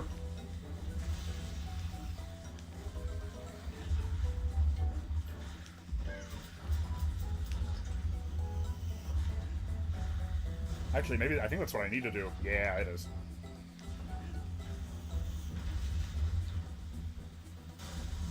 OSW says, well said about a Metroid film. It wouldn't fit in with Mario and that whole feel. Shame. Basically, a new Alien franchise would be great. You know, I always get comments on my Metroid videos, speaking of, like, not being a movie buff, and really, like, my knowledge when it comes to, like, the incredibly important area of, like, film in terms of pop culture is just, it's pathetically lacking. Like, I always get comments on my Metroid videos where people are like, you know, I can't believe you didn't point out this Alien reference, or that this was basically a big send-up of Alien. And I'm like, well, I didn't because I've never seen any of those movies. Like, the biggest thing that I know about the Alien franchise is that Alien vs. Predator was considered one of the few good Jaguar games. Which kind of tells you, like, that's where I have, like, knowledge spheres, and within those spheres I know quite a bit, and outside of them I know nothing.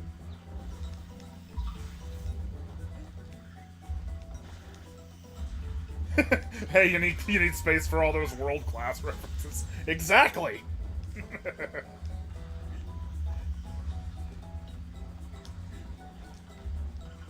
I can make references to wrestling promotions that existed before I was born. I cannot tell you anything about one of the most important sci-fi horror movies ever made.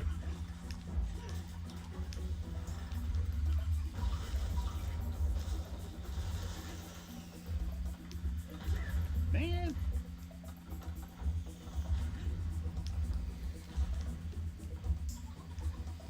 This level, by the way, is not good for streaming and having to look at a chat yourself. I do not.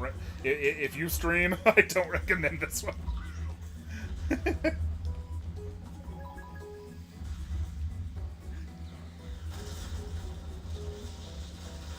I think that's it.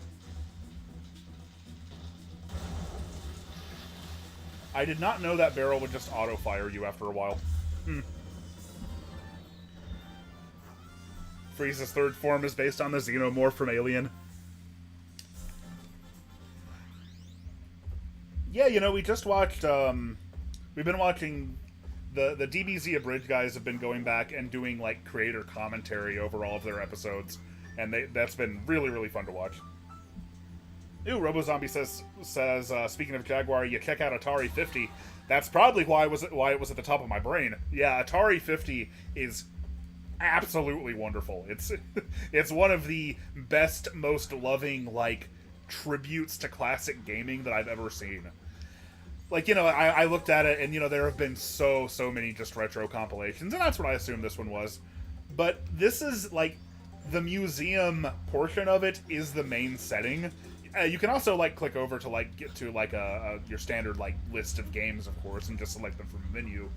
But, like, the main feature is this just incredibly in-depth chronological history of, like, the company and its games and, like, 3D box art renders of everything. Like, what I feel like a lot of retro compilations miss is, like, that context. And yeah, if you're here, you probably know how much I appreciate and enjoy, like, historical context.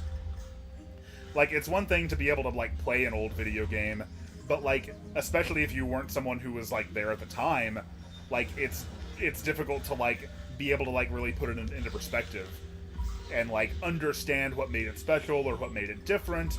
But God, it's chock full of just, like, Easter eggs and, like, historical newsreels and, like, interviews, and yeah, it's really, really good stuff. If you're interested in the history of gaming, I absolutely recommend Atari 50. And it's got, like, over 100 games on it on top of that.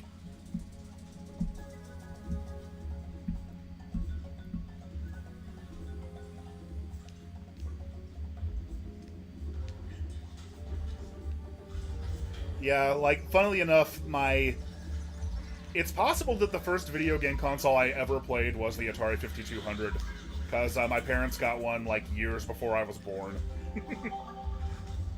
And I remember they, like, found it in the garage one day and broke it out and were playing it.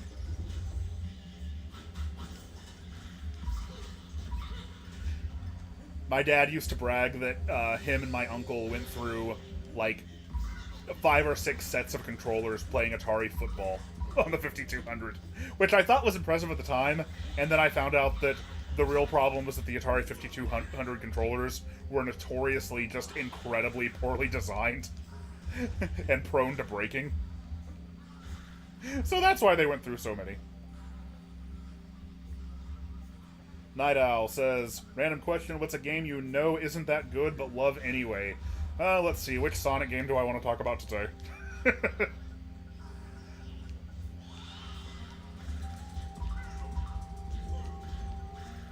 No, I'm gonna try to break out of the Sonic bubble a little bit and say, I guess the first thing that comes to mind is probably Mortal Kombat Mythology Sub-Zero. It is... Oh my god, it is a terrible game. It is absolutely horrible. It's brutal, it's unfair, it's stupid. Okay, so if you've never played it, Mortal Kombat Mythologies is a 2D platformer, like, side view, with fighting game controls. It controls like a 2D fighting game. You press up to jump. Your character does not automatically turn around. You have to press, I think, the B button to turn around. And it's also just incredibly difficult. It uses like 3D polygons to rotate platforms around, but you don't have like, the camera is not clear enough about where you are, and it's just incredibly unforgiving. Nonetheless, I would not recommend it without save states, but like, it's so brutal because it's so brutal. But I don't know. Maybe it's because, like I said, I was a bit of a Mortal Kombat kid. I went through a Mortal Kombat phase. But I remember really liking it, and I get a kick out of just how bad it is, and kind of enjoy it on that level. It hits me sort of the same way that something like Getting Over It does, where it's like, I shouldn't like this, but I do. Like, brutally unfair challenges in games will have that effect on me sometimes. Another good example of that is like the final boss of that one route in Undertale. I don't know if I still need to be worried about spoilers at this point on that game, but it's like, stuff like that has the opposite of the intended effect on me, where it's intended to make you mad because it frustrates you so bad, but I'm just like, ooh, this is fun, this is a good time. Ooh, I died again.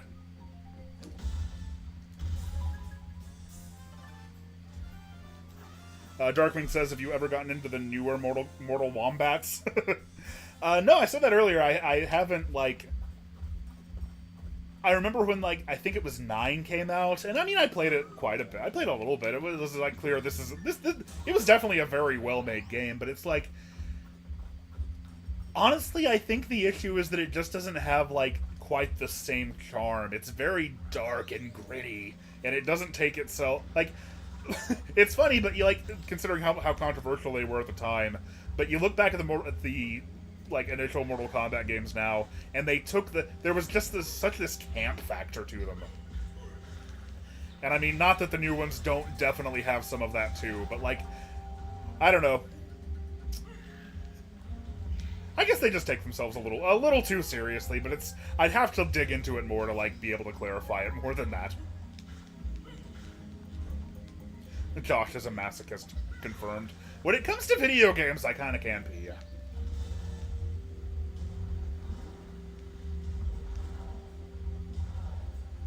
Do you believe video games are evil and bad and will ruin a person's life? I'm not Jack Thompson, you know. I think video games are good. I wonder if people even know who Jack Thompson is anymore. Every Sonic fan is a masochist to some degree, let's be real here. Yeah, you practically have to be.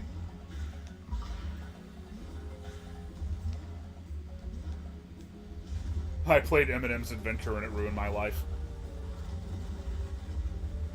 That's the kind of schlocky third-party license nonsense that nobody liked at the time, but now that we don't have it anymore, I admit I kind of miss it.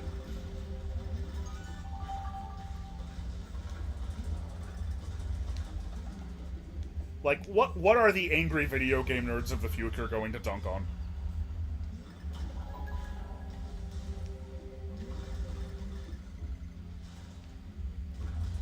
Yeah, Jack Thompson was a lawyer. He got disbarred from the state of Florida.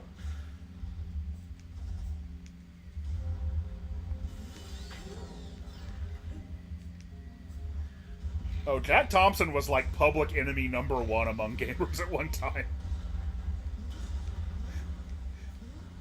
You could not go a day on the internet without hearing about him.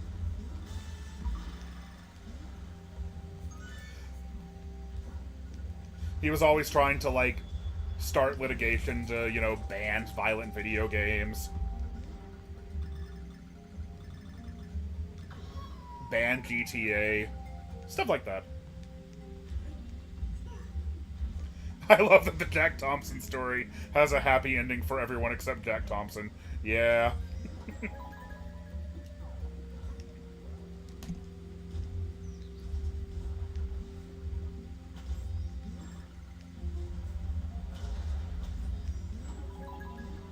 I see somebody talking about the speed and ring stats in Sonic Frontiers. You know, the gathering the materials to grind isn't so bad, because you can just do that through fishing, and it's pretty simple. Pretty chill, pretty laid back. What's bad about it is having to go to whatever Coco you go to do that, and having to sit there and, like, click the upgrade button, like, 67 times in a row.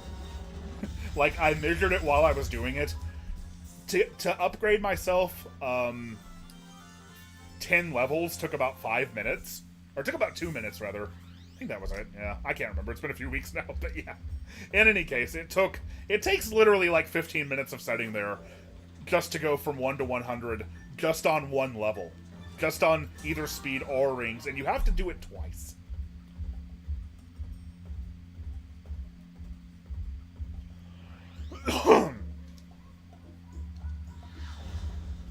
Somebody said, I can't remember if Jack Thompson basically took any opportunity he could to criticize that sort of thing, so I'd say he said something about it.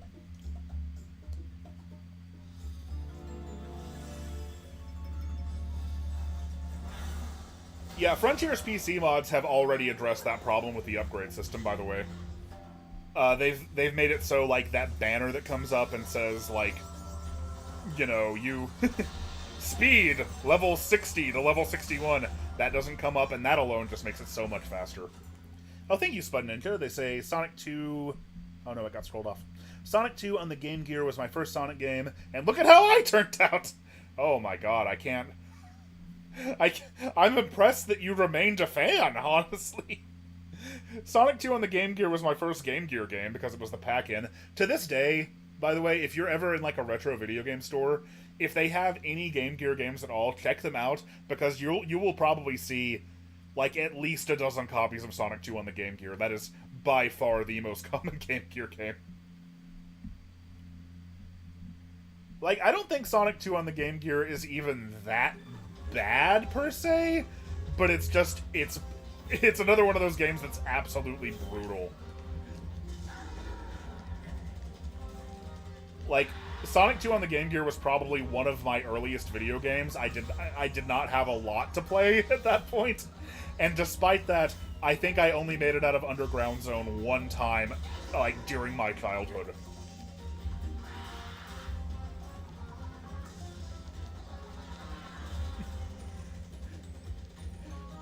Like, it was pretty common back then for developers to put in, like, really brutal difficulties, like, brutal difficulty spikes in, like, the second or third level to, like, discourage people from being able to just rent a game and be able to beat it. Because, you know, they wanted them to actually go buy it.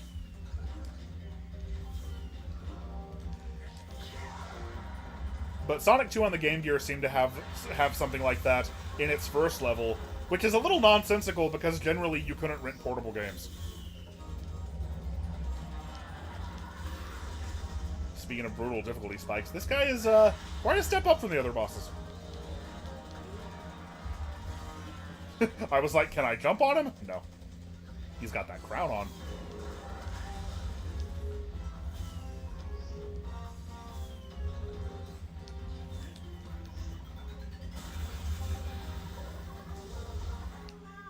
Oh, didn't even see that coming.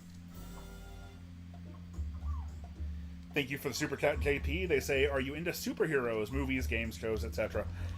As far as your traditional superheroes go, the one that I'm most into is probably Spider-Man. That's the only one of, like, the Marvel or DC superheroes where I've seen, like, every movie and kind of make it an appointment thing. That's my favorite. I'm not super into them. Like, I remember, you know, when I was a kid, I would get, like, comic books. People would just... Yeah, the comic industry was kind of booming in the 90s. Up to a point, relative to where it had been. But the thing is, the comic industry was booming based on, like, appealing to an older demographic. So, like, whenever somebody would, like, bring me, like, a Superman comic or a Spider-Man comic, I would read it and just feel like I was completely out of my depth.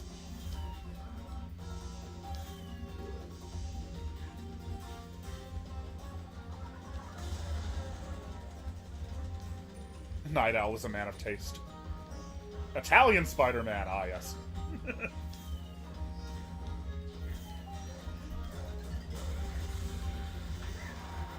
Should probably focus up here.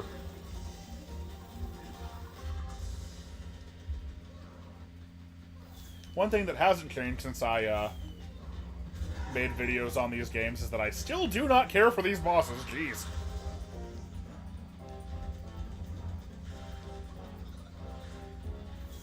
I guess of all of them, this one isn't so bad. Since at least it's not like... At least it's not solely like, I'm going to do a bunch of attacks and then you hit my weak spot and then we do it again.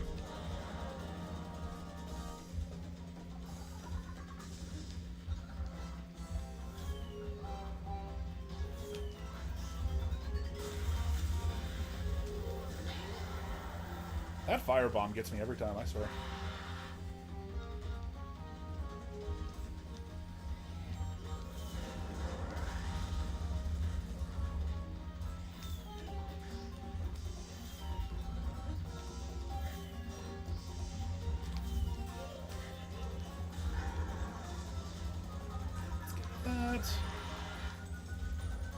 I forget what that guy does.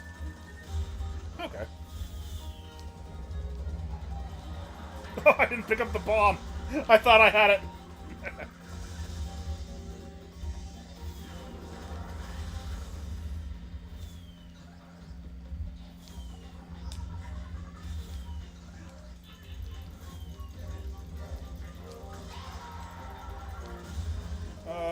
Hate losing duty.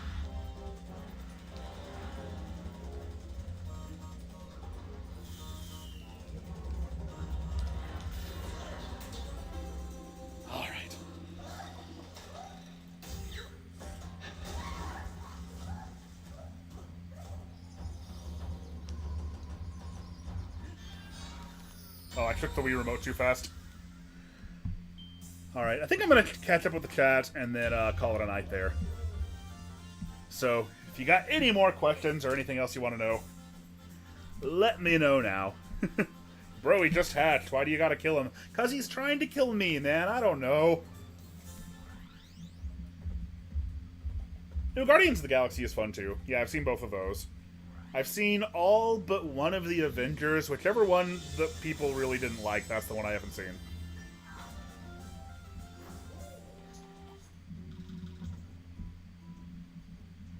Your Donkey Kong retrospective is incomplete. When's the Let's Watch of the Donkey Kong TV show?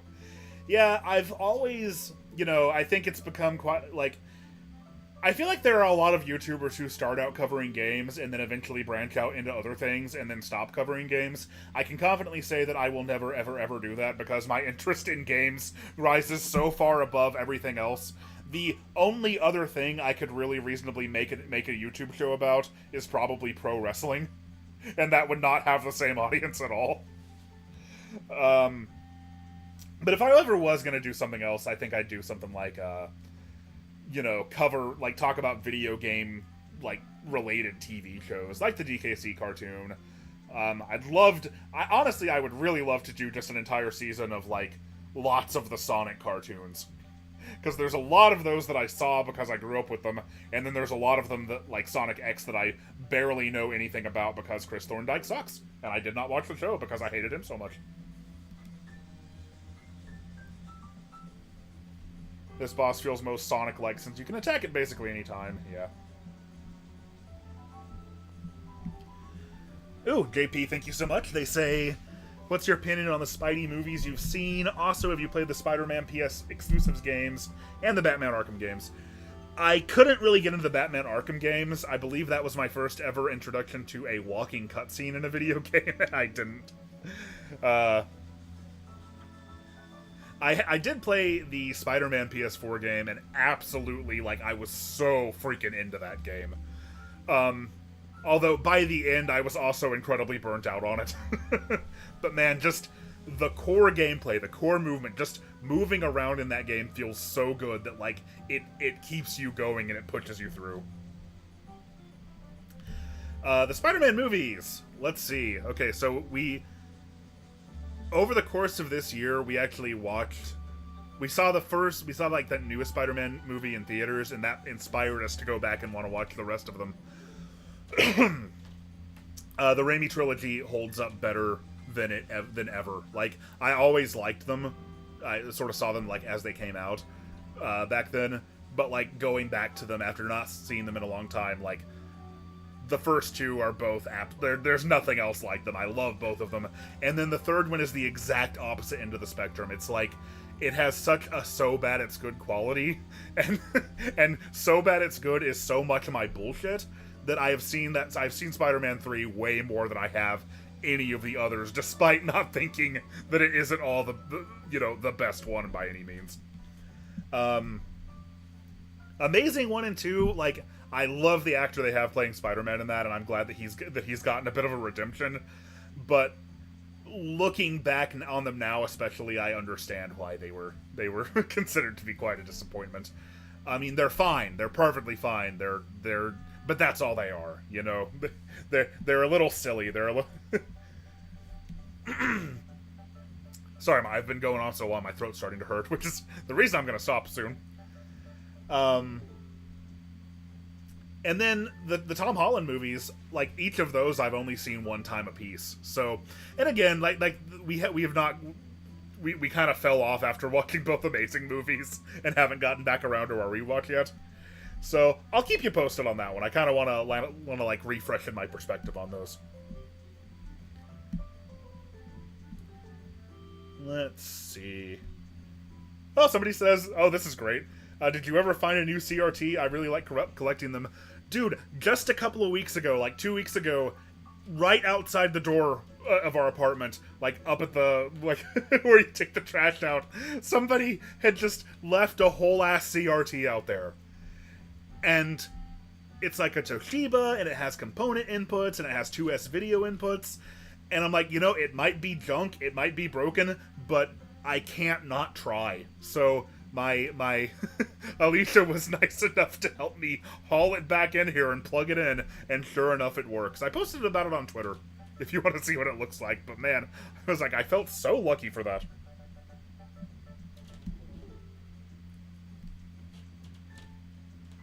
Oh, see you later, OSW. Thank you for hanging out.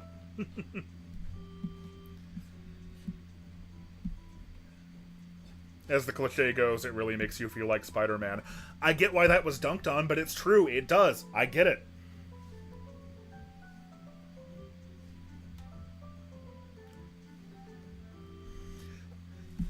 But alright, I think that's going to be it for today, guys. Thank you so much to everybody for hanging out. It's been a great time. I do absolutely need to do these more often. It's me. Hi, everyone. It's my wife! The aforementioned lady who lives in my house and helped me haul a CRT from the dumpster into our apartment. And then a spider ran out of it. A spider did run out of it. I forgot about that. Yeah. A blessing and a curse. But yeah, thank you so much, everyone. It's been a lot of fun. I will do this more often.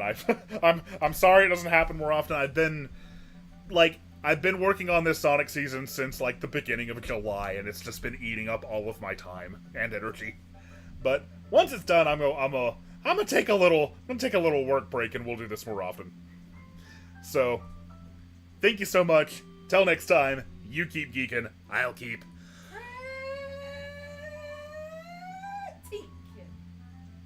critiquing. That's right. You got it. Good night, everybody.